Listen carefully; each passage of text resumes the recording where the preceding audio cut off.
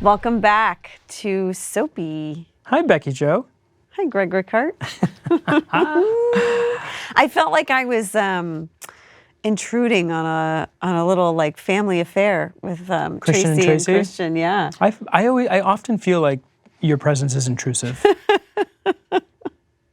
Listen, but they really are like a married couple. They're I like a really married felt couple. like they were a couple. They must get that when they go out together. Well, the funny thing is, I haven't seen them together in a hot minute. Oh. And That's why you were all catching up and reminiscing on the things you loved. yeah. Yeah. But also, but I think I was aware of what you're talking about more today than I have been, where they finish each other's sentences. They drove here together, and it's sweet because they both take care of each other. The way a couple that's been married for 20 years that loves each other does. Yeah. And I'm like the annoying brother they haven't seen in a while who's You're like, the hi annoying guys. person in the room. And I don't know what you were doing there. People come on and they're like, I love you, Greg. I love him. I love him. I'm only coming here because I love him. Is anyone coming on here because they like you even?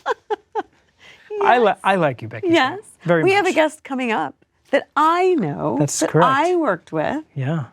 We do. And, Let's not get very ahead of excited. ourselves. I want to hear more about what's going on in your life.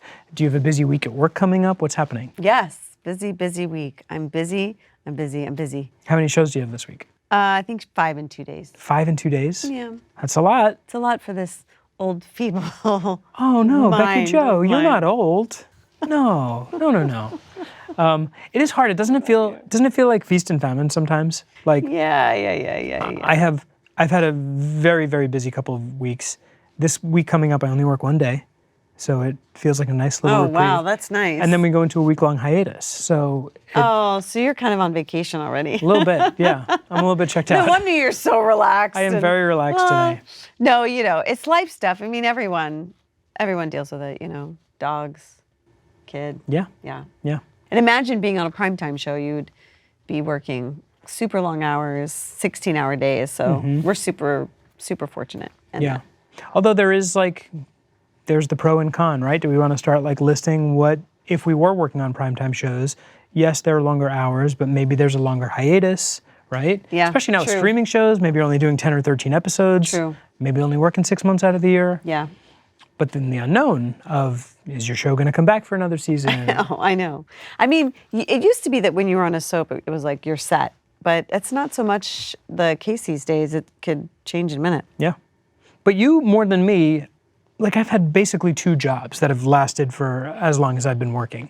You've had more jobs, mostly in daytime, but you've also had some primetime work. And what's that been like for you when you're going from the steady humdrum gig of daytime to maybe some more flashy yet longer hours of working on a primetime job? I mean, I had fun doing LA's Finest. I did a season of that. It was challenging having a kid and working How old was nights Charlotte and when you stuff did like that. I don't know, maybe 4 or Okay. 5. But I only have one, so missing a day is a lot for me because I just feel like it's going to go by and it's just going to be over. And Have we talked about this yet? I feel like in the last year or two, my awareness of the passage of time, I just feel like we're in a time warp. And it's like somebody has pressed fast forward and that kid is just grown up. I know. It's hard. Makes me sad. Do you need a tissue? Yeah, no, not yet. All right. I know. I like having the tissues there. I feel like we've made everyone cry. Who'd thunk it? I don't know. I mean, you make me cry. Did I beat you to it? Look at you. Yes. You did. It was nice to talk about Christian and how, when he got his cancer diagnosis, how everyone at the show was a real family and they showed up and they supported him and didn't even have to say anything. Yeah. Is there anyone like that in your life? I mean, do you consider the Y&R family still, are you still connected there? Oh, sure. Yeah. I think also because my formative years happened on that show. Mm-hmm. I became a working actor on that show, pretty much. I worked a little bit before that, but that was what really cemented my career. Mm-hmm. I became a homeowner, I got married, I became a dad. All of those things happened while I was there. So yeah, I definitely feel connected to that family. And the person I thought about just now, for being responsible for all of that, is Marnie Saida, who was the casting director at Young and Restless, She's currently the casting director at Days of Our Lives. And do you know Marnie? I do know her, yes. I do know her. Cannot wait to have her on the show. She is... But I don't know her well, let's put it that way. She's magical in the same way that Eva at Bold and Beautiful is magical. You know, she just has a joy and a spirit about her that is infectious and contagious, and a love for what she does. She's a casting director, and a love of actors and a respect for actors. And when I first read for her, and I had never met her before, but it was when I first came in to read for the role of Kevin, we were just like shooting the breeze for like 15 minutes. And did you ever, I remember when I was younger, I would have the caretaker and me would feel guilty if I took up too much time in the room because I would know there'd be other people waiting to go in. Right. And I was having such a great time with Marnie. We hadn't even looked at the scene. We were just chatting, and she's just so incredible that I was like, oh, I wasn't even concerned with how long I was in there. I was in there for like a good 45 minutes. Oh, wow. 30 minutes, 40 minutes into it, she's finally like, should we give this a go? And I'm like, oh yeah, I guess we should go over the scene. So I pick up my sides, and right as I pick up my sides to start reading the scene, she puts hers down, and she's like, Kevin, what are you doing? Like, or whatever. And she was off book. She knew and was just connected and was there. And I don't think I was getting any preferential or special treatment. I think that's the way Marnie treats every actor that goes in for her. Which is shocking, because most casting directors are just reading it, and they're maybe not even giving, looking up. And not really giving you much. Yeah. And I was like, oh, she's fun. And so we had a good time, and the scene went well, and we know how it goes. I got the job. She was the one who on day one was like, I'll meet you at the artist entrance. And she walked me onto the stage and pointed out who I needed to know and where my room was, and just was exceptional. And Marnie ended up leaving Y&R for reasons maybe we'll talk about when she gets here one day. But when that happened, I was really confused, and I didn't understand why, because she's truly remarkable. And I was like, how do you get rid of somebody who's such a great asset? Yeah. So I wrote an email to all of my bosses explaining all that and just saying, I know this probably isn't going to change things, but from an actor's perspective, this is why she's so remarkable. Wow. And it didn't change things, and she still left. But I guess it got back to Marnie that I had done that, and she reached out to me and said, I'm always going to have your back. And then cut to 15 years later, when I found myself without a job, it was Marnie who came to my rescue. And, you know, changed. I mean, it worked out. You wouldn't have stayed there if you were terrible. True, but Marnie sort of like changed my life twice in the most remarkable ways. That's so sweet. Yeah. I mean, casting directors do hold the key a bit, right? And I will say Judy Bly Wilson was just such our casting director for All My Children. She just really, I don't know, she just poured like good energy and love into each actor she just picked. She just loved. She was just like the little mother hen there, you know? Yeah. She definitely had that energy. I know Judy too. Yeah, just effusive and supportive and loved actors. You know, she was married to an actor. Who? I knew you were going to ask me that. That's not even the trivia question. Do you remember the movie Raising Arizona? He was in that with Nicolas Cage. I remember the movie. Yeah, her husband was an actor in that. Anyway, yeah, he passed away. But yeah, so she loved actors. Yeah. But anyway, speaking of Judy. Yeah. We are having one of my fellow castmates from All My Children on here today. That's Eva right. LaRue. Yes. Who went on to CSI Miami and General Hospital, Young and the Restless. She was on the Young and the Restless. Anyway, we're going to have her on in a minute. But first. Yeah, I was waiting. You excited for today's trivia question? I'm so excited. Oh boy, here we go. Give it to me, Greg. Give it to me. Humor me. You ready? Okay. Sarah Michelle Gellar. Do you know who that is? Yes. Okay. And Shane McDermott starred on this 1990s teen soap. Any guesses? So it's not the Buffy the Vampire Slayer? Bless her heart. Well, I'm sure you're going to tell me the answer, right? When we come back.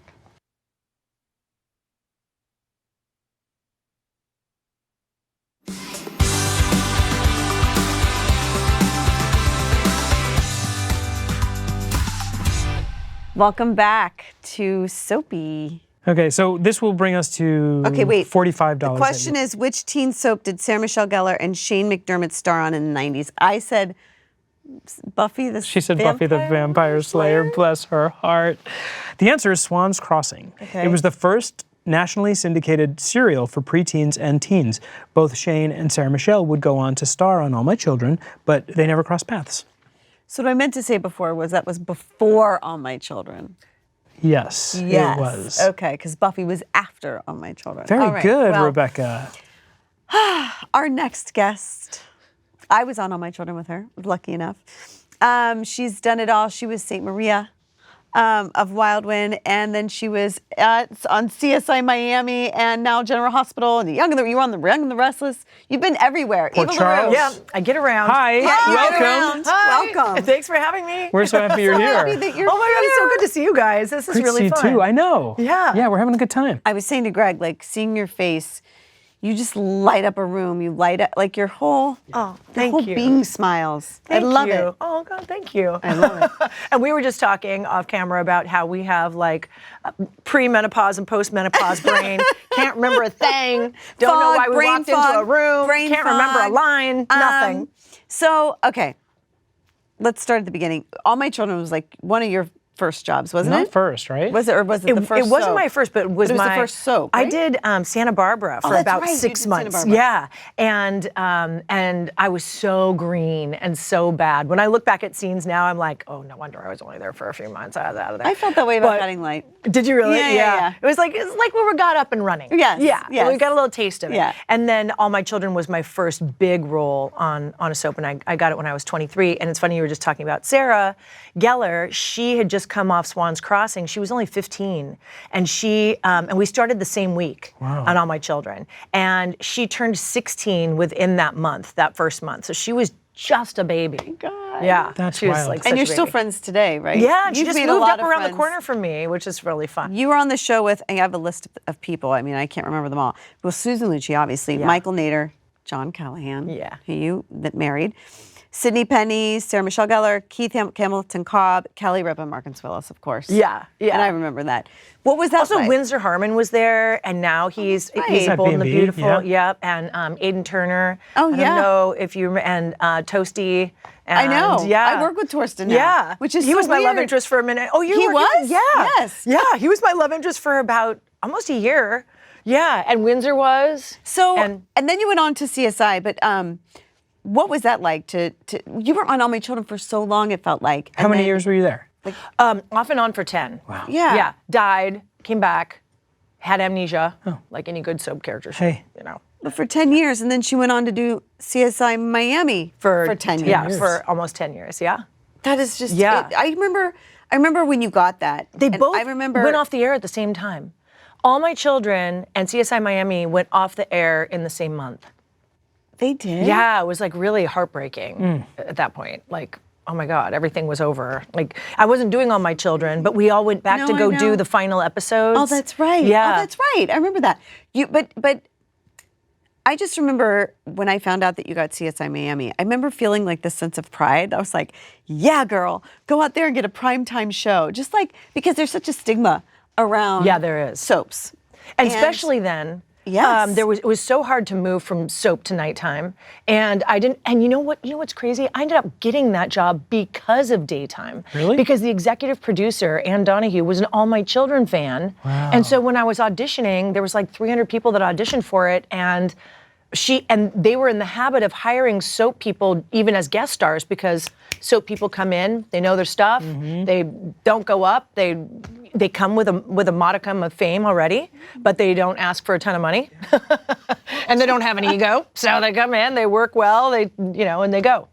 Oh my God, that is so just lucked funny. into that job because of All My Children. Well, when I mean, normally you're it would have also- gone against. You're also really talented. Okay, let's. Yeah, come I mean, on. Yeah, I got it just because of All My Children. That's not true. But when you first went back to daytime after CSI, was Y&R the show that you went back to? Yeah, and that was about 5 years after CSI, and they just had me come on for like I was just in for an arc for like a 3-month arc to play somebody's mom. Yeah. So, But did that feel like, because they're all different, right? They're all their own beasts. Yeah. On Days of Our Lives, it is the fastest. It is like, it's boggles my mind how fast it all goes. So that every once in a while, if I do go back to Y&R, I feel like I'm on easy street. Yeah. Yeah. So what was it like? Did it feel like when you first got to Y&R after being gone from daytime for a minute? Did it feel like it was super fast? I felt brain dead. I just felt like, well, your memory is really this rubber band that once you start to stretch it out being on daytime, then you're like, okay, I'm back in the groove, I'm back in the groove. But man, when you're not working on a soap, your brain just goes right back to its original size. And it really takes just when you're getting into the swing of things is when I was gone off. So what was like, what would a normal day on CSI be? How many pages and how long of a day? 8. 8 pages in 12 hours? Yeah, 8 pages in 12 hours, maybe 9. You know what I mean? It was a heavy day. It was considered 9. And here we are, like a heavy day for us could be 75 pages. Yeah. But what's crazy is that's I once not had even 102 pages Stop at GH. it. And they weren't going to give me a break. And I said, I need like one scene. I mean, I was basically all the items that one day, and I called Frank. I was like, I know it's my job to learn my lines, But and this I is will learn my lines, great. but it's a lot. That's more than a lot. We'll move those scenes up so you can have like a little bit of a pie. I'm like, I need to run the lines with the other actors. Yeah. I will not be able to do that. You can only focus on so much at once. your brain has like you can stretch the rubber band so far. Yeah. I did have to start taking brain things. I started taking lion's mane out of the tincture. Super good, super strong. Would you notice a difference? Yes. Really? Yeah, and I started taking one that has like magnesium and I take magnesium. something else. It's a whole proprietary blend of things, and it just says Brainiac on the front of it. And they have made it's the difference between me having an anxiety attack going to work and thinking I'm not going to get through the day, and me going, oh, okay, I'm good. Like Wow, I got it. I remember. Tracy Yeah, Bregman, totally different feeling. Tracy Bregman just said, and I don't think I had thought about it in my own life until she just verbalized it. There are oftentimes I will have so much to say, and I'll be so proud of myself because I'll get it word perfect, and I'll go home and I'll talk to my husband, and I'll say, oh, what happened at work? And I can't remember a word of it. And Tracy said, she goes, it's almost like in your computer when you take it all and you put it in the trash can. However, she said, my brain doesn't differentiate though between what's important in my life and what's important at work. So she says like, she'll often have to meet people 4 or 5 times before she'll remember their name because she's used to just remembering it for the moment and then discarding it. And I'm like, oh yeah, that happens to me all the time. I mean, it's hard, right? Because so much happens on a soap in 1 year. But like, what are some of your favorite memories from being on All My Children? I mean, obviously you met your husband, and you wouldn't have your daughter if you didn't have hadn't met your husband. Right. But I felt like there was such a family there. I mean, we're a family over there. I feel like it was my college days, my high school days, and my, it was my most character building time of my life. You know what I mean? It really, I feel so sentimental when I think about All My Children days. I do too. It's like super sentimental. Yeah, super sentimental. Like where I grew up. Yeah. That's like a common theme here. It seems to be the place where we were when we went through all those like formidable years of like going from being like a kid to a grown-up. Yeah. And whether it's like meeting your spouse or becoming a parent, becoming a homeowner, all the big life things happen. The place where you are where those happens tends to be the place that you hold on to. And when you're spending 12 hours a day with people, you're actually spending more time with that second family than you are with your actual family. Mm-hmm. For sure. So they really do know more sometimes than, Yeah. Well, they're the people you're complaining about your spouse to. Exactly. Well, sure. My spouse was at work. So. Yeah, my spouse was right there. It was tricky. So I know you do a lot. I mean, you travel a lot, don't you? Yeah, because I didn't have anything else to do. Not a bad way to pass the time. I wasn't doing a series for the first time in my life. I wasn't like 10 years at All My Children, 10 years at CSI Miami. So I suddenly, before I like either had the time, didn't have the money, or had the money, didn't have the time, and all of a sudden, I had the money and the time after CSI. Yeah. And then I was doing, like a Hallmark movie here and a Lifetime movie there and a little, thing here and a thing there. But then Kaya and I, I just thought, well, let's go see some world Yeah. together. Yeah. Seems like you guys have a nice relationship. And Yeah. I know It was rough after John died. She went into a Yes. spiral for almost 2 years, like a really depressive. Yeah, it was a tough time for us, just as mother and daughter, because I think, you would think that a kid really clings to the living parent more, but they actually a lot of times don't. They're just mad, and they take it out on, and I've heard this a lot now since it all happened to us, that I've heard a lot that the kids will just shut down and not. Here, I kept trying to be here for her, and she just was not having it. Yeah, just not having it. How did you guys navigate that? Crap ton of therapy. Yeah, and it's been phenomenal. It not only saved our relationship, but now we're like closer than we ever were, and we were close before that. So it's really, so thank God, sweet. it's really been lovely. being on a soap and being on actually a primetime show, any show, exposes you to fans. Yeah. And to you weird told me, fans and to sometimes. you told me you were having a really terrible time. You and Kaya Yeah. were being stalked. Stalked. When did this start?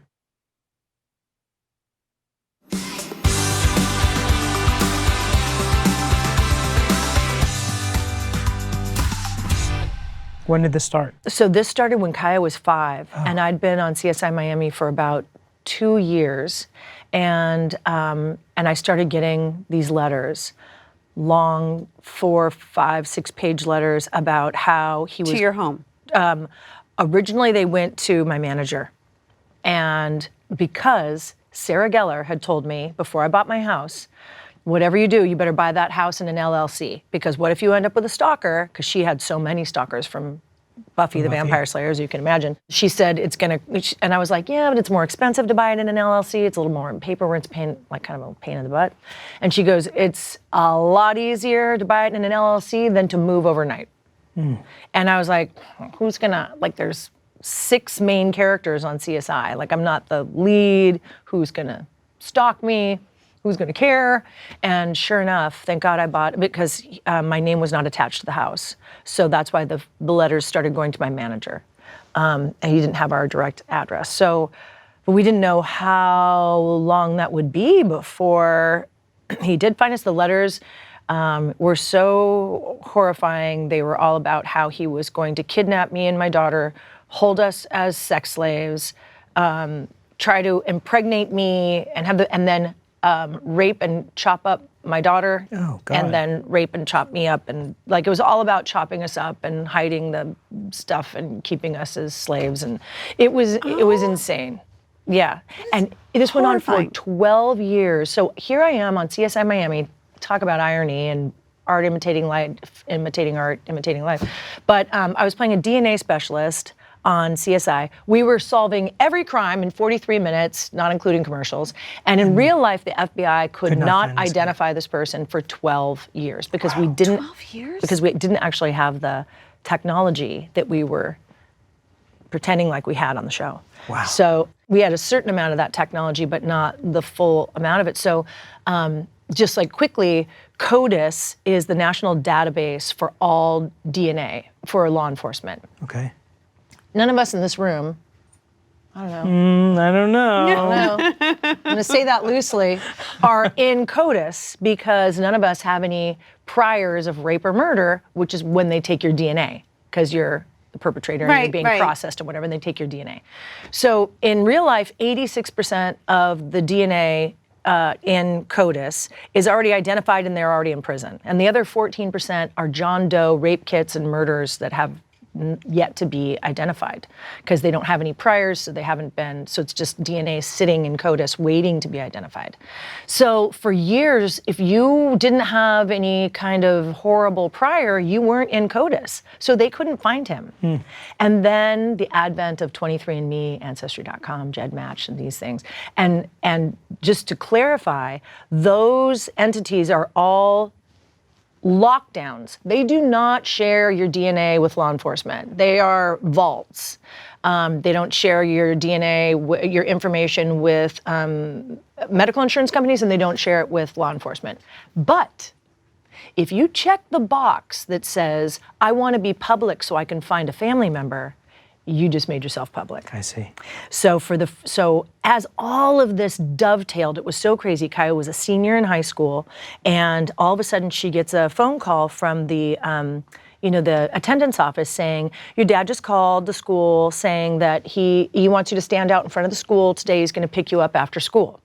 So Kaya called me. It was like lunchtime. Kaya called me and she goes, her dad, at the time he was still alive, lived in Palm Desert, 2.5 hours away. He never came to pick her up from school because he wasn't, and she was 18. She'd been driving for 2 years.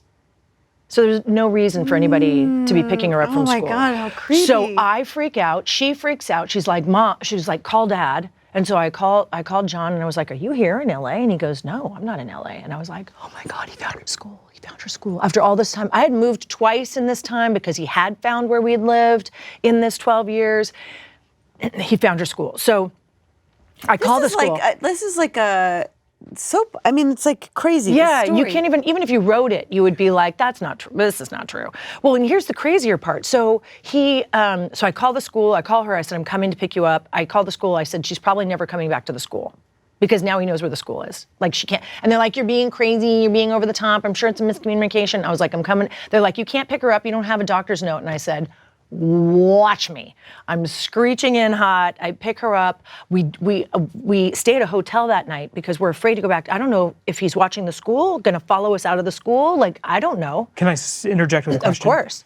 When this was happening, at this time, were you in like direct contact with the FBI about this guy? Yes. So I had the same FBI agents for 12 years that were on my case. Did you call them to say? Of course. So I call them on my way to the school. Code blue. He's found her school, and they tell me, oh, well, your main FBI agent, he just got a promotion a couple of weeks ago, and now you have 2 new FBI agents, and they'll call you tomorrow. I was like, no, I need somebody to call me right now, or I need my same old inept FBI agent who at least knows my case and has read every letter and at least knows all the things. And they're like, no, your new people will call you tomorrow. So we're panicked. So overnight, in the morning, the school is now appropriately freaked out because the stalker, has left 19 messages on the private school attendance answering machine, detailing everything he ever said in the letters and saying he's going to kill any kid or administrator who gets in the way of him getting to Kaya. So now they get there in the morning and they close the school down. Everybody's freaked out. It was insane. Are you working at this time? No. Because this was just when she was 18, so it was just like 4 years ago or 5 years. It was 5 years ago because it was 4 months before John died.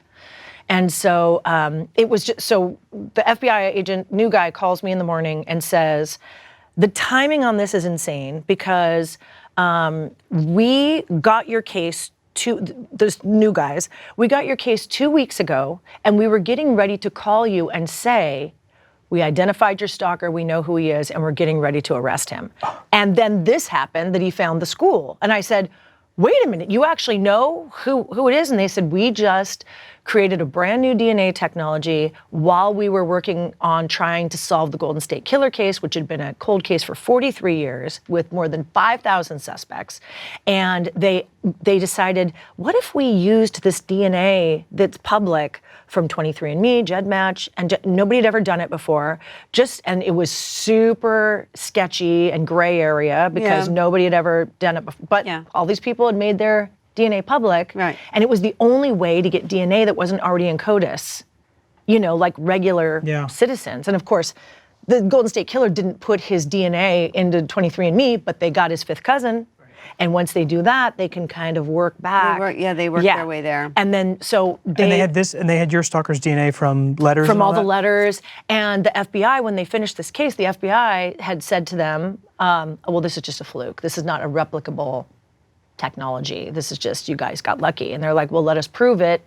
And mine was the next case they picked up because it had 12 years of DNA attached to it. And so I lucked, and they solved it in 2 weeks. That's insane. Yeah, it was crazy. So what happened? Did you end up going back to the school or no? Because did they get him? So it turns out he wasn't even in. I know, he wasn't even in California. He was in Ohio, where he's from. He'd never been to California before.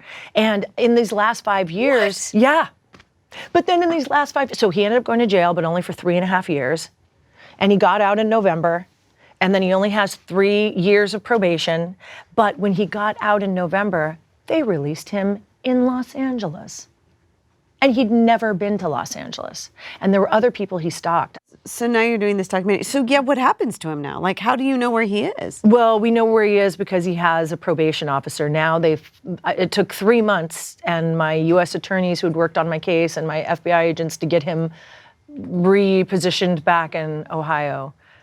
So he's back there now, but only as of like a month or so ago. Did he? Yeah. Did he have to stand trial, or did he? He did, federal. And did he have anything to say? Yeah, he had plenty. Is this all going to be in the BS to documentaries? say. Please say yes. Yeah, yeah. It'll air on Paramount Plus in October. I think they want to air it before Halloween. You know. And did you know that the soap opera fans, like it's the same sweet spot in terms of fans for crime shows? Because it's women 18 to 56 or whatever it is that are soap, like the demographic, the biggest demographic for soaps, but also the same biggest demographic for crime shows. Wow. So Isn't that weird? You wrote the documentary, or you're producing it? I'm executive producing, and then Kaya and I are both in it, and then, you know, family members and executive producers from CSI Miami. You didn't want to write it as a show. You wanted to write it as a documentary. Well, they wanted it as a documentary first, and then they want to use that as the calling card for the scripted or the limited series after. So I had somebody years ago who was sending me. First, he sent me a bunch of VHS tapes of that series, Dark Shadows.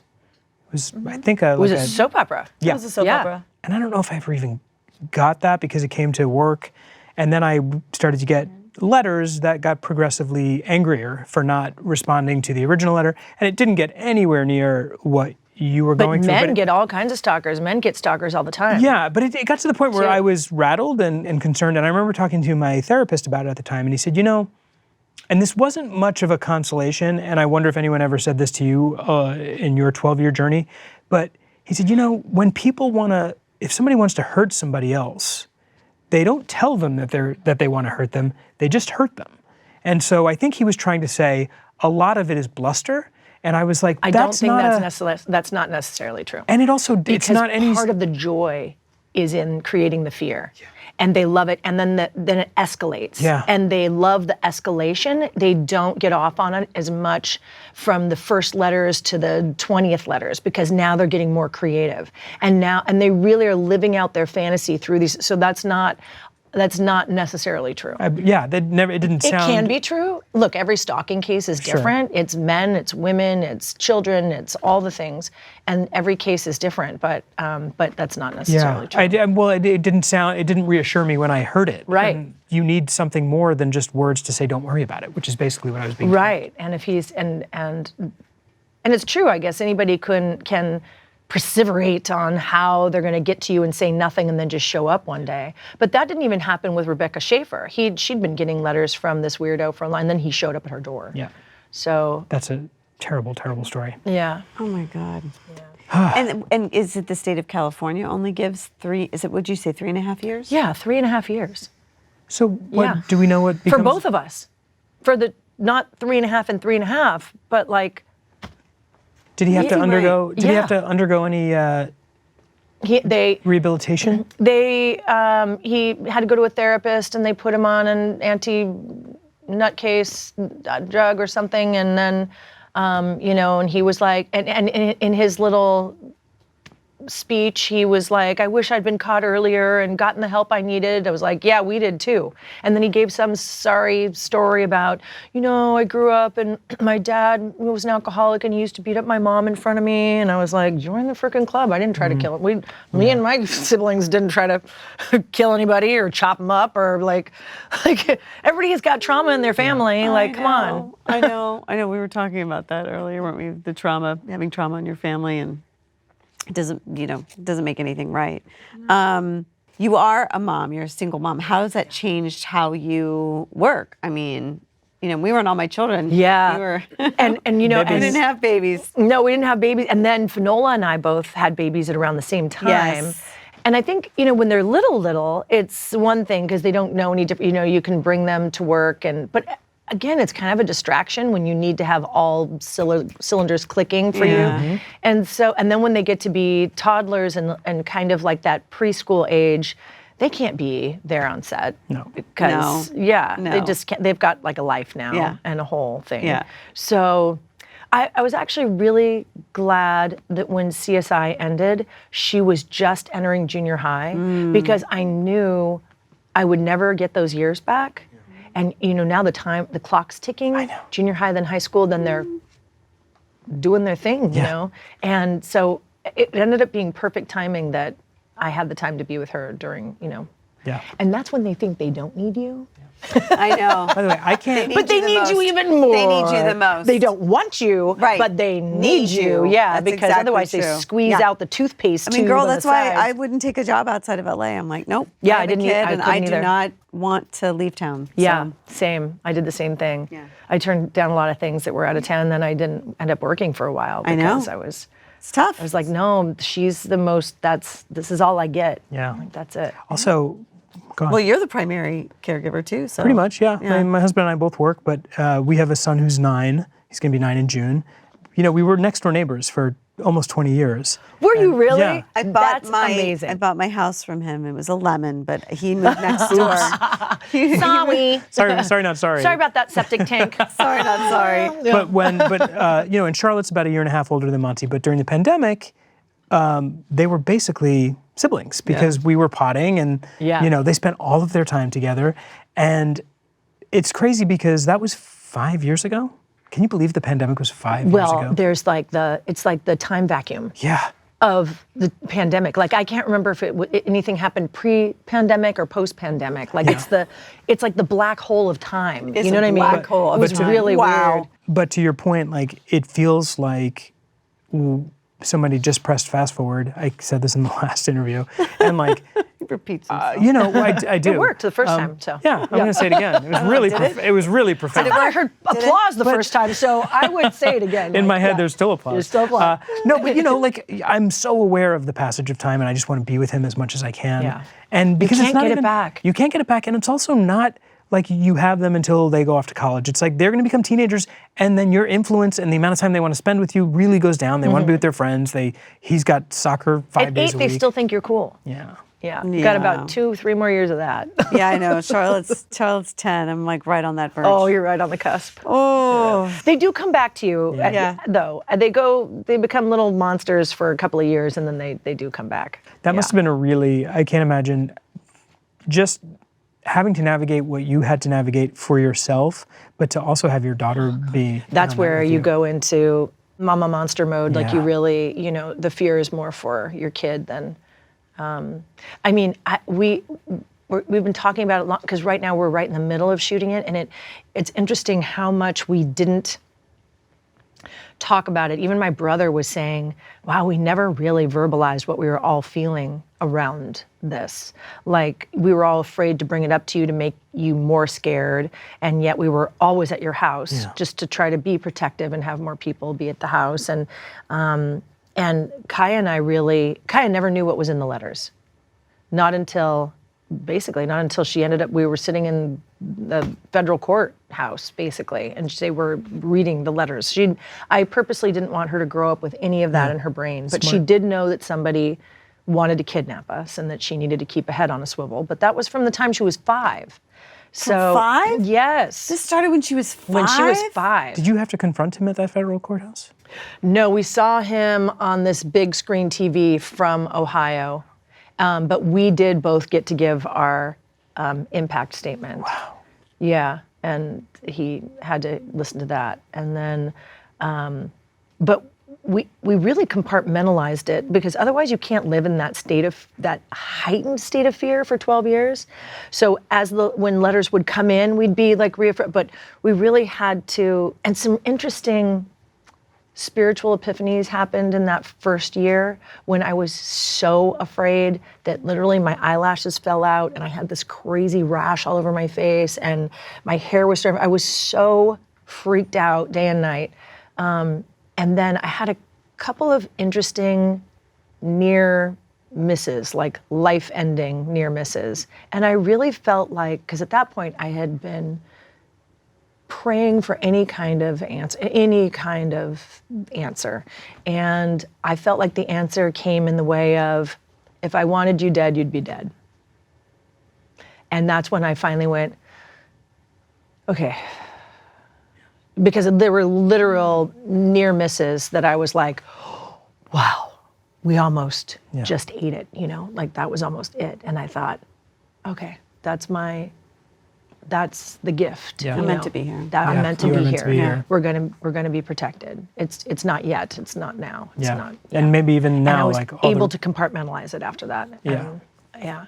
And, Are you writing in part of this documentary, or is it just it's a documentary? So it's a documentary, so it's a lot of interviews. Yes. And then the letters and the voice, and the weird thing is I'd never heard the voice. I've never heard the voicemails that he had left on the school. Even 5 years later, we never listened to them. And then my producing partners had made this when we were pitching it and trying to sell it, and Paramount Plus picked it up.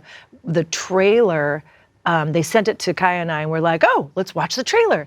And in the first 5 seconds, they played him talking about what he was going to do to us in the first, and we had to turn it off because we were like, not ready. Oh my God, we were not ready for that. We didn't see it coming. We'd never heard it or his voice, except for, it was really. God, that's a lot. Had you produced before this?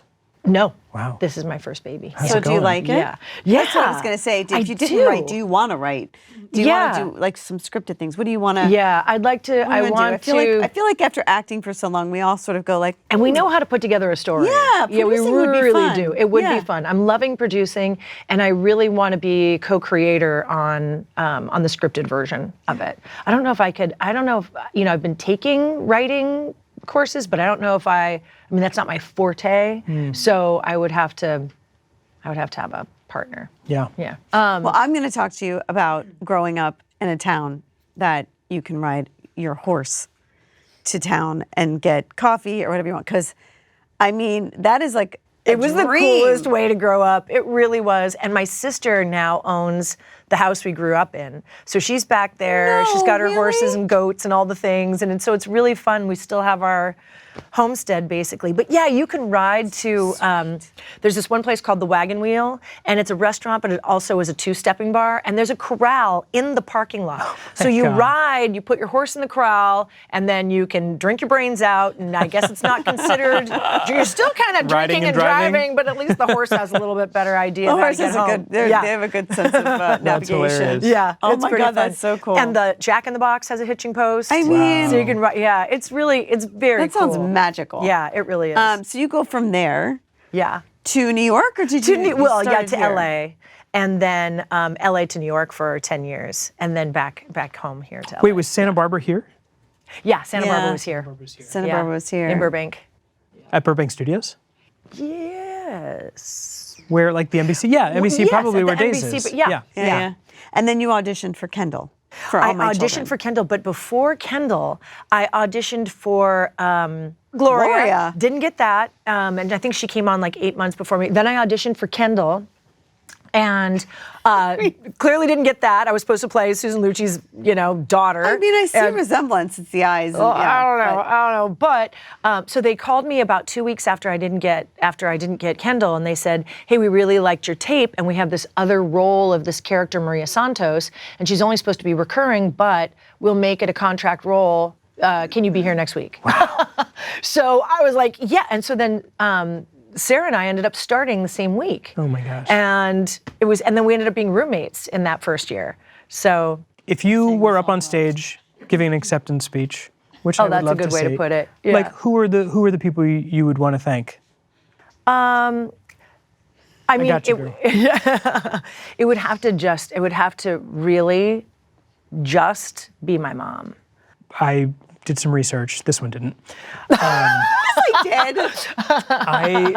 I read or heard, I can't remember if it was a podcast or something I read, where your mother used to donate blood so that you guys can. She did. Yeah, that's remarkable. And she just passed a couple of years ago, and my mom was a single mom, and let me get that out. So who would donate blood so they had money to go to dance school, right?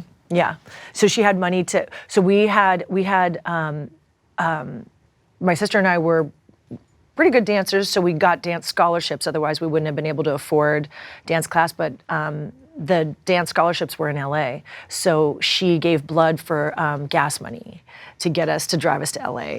You know, like basically 5 days a week. Yeah, after school, and she was working 2 jobs under the table. We were on welfare until I was about 16, and she killed herself for it. You know, she really wanted us to have what we, you know, she wanted us to be able to really live out our dreams, and we were lucky that it's actually what we wanted. Like we were, you know, my sister and I both were singers and dancers and into theater and all the things. And so she really did everything she could to give us that dream. And the rest of my family was like, what are you doing? Like, what are they, you know, I remember my uncle saying to me at one point, he was like, this is really cute what your mom's doing for you and everything, but like, what's your fallback plan? You gotta have a plan B. And I was like, I don't have a plan B. And he was, well, that's crazy because, you know, your chances of making it in this industry. But I think because I did not have a fallback plan, I think when you have a fallback plan, you're gonna fall back on that plan. Yeah. I did not have a fallback plan. And it wasn't like my mom could support me in LA. We were broke. So if I didn't make it, there wasn't anybody paying for my rent, you know, there just wasn't. Yeah. It was make it or die. Yeah. You know, it never occurred to me that I couldn't. Was this after your brother passed away? Yeah, so my dad, my God, my your brother mother. died. Yeah, she never recovered from that. My brother died when I was 11, and he was my older brother, and he was killed by a drunk driver in a car accident. And she never, I mean, I don't know how you recover. You don't recover from that. Yeah, you don't. Was she able to find joy in your success? Yes, yeah. I feel like that was the thing that she felt like she did right. You know what I mean? Isn't that sad? Like, I think she put so much of her life into supporting us in that way and just really having our betterment as a goal because she didn't get to do it. Not that she didn't get to, I don't really know if everybody's reaching for a Kleenex. I just lost her a couple of years ago, so just a year and a half ago. Here, I just gave her. She is a mess. I'll take that one. She's a mess. I was going to use it for me. She's making me cry. I lost my dad in December. Oh, I'm sorry. And so I know, just talking about your parent, you know, it's like they're such cheerleaders. They're the biggest cheerleaders. If you're fortunate enough to have that. If you're fortunate enough to have that, yeah. They really were. They really were. And especially after something as traumatic as losing your son to to give of her time and. Yeah. And I think too, it occurred to her how much, you know, then it goes back to how you can't get it back, how you can't get that time back, how every minute really counts because. Yeah. And here we're in a society where work more, spend more, have more, you know, all the things like work more so we can have more. And in reality, it really is. Doesn't matter. It doesn't matter. Yeah. It all just comes down to that time with your kids and when it's gone and when they've gone off and had a life and now you see them for Christmas, maybe, if they're not with the other family. You know what I mean? Mm-hmm. I told Kaya I'm going to be her favorite roommate. You know, you're not leaving. Yeah. Well, we all have in common that where we only have one.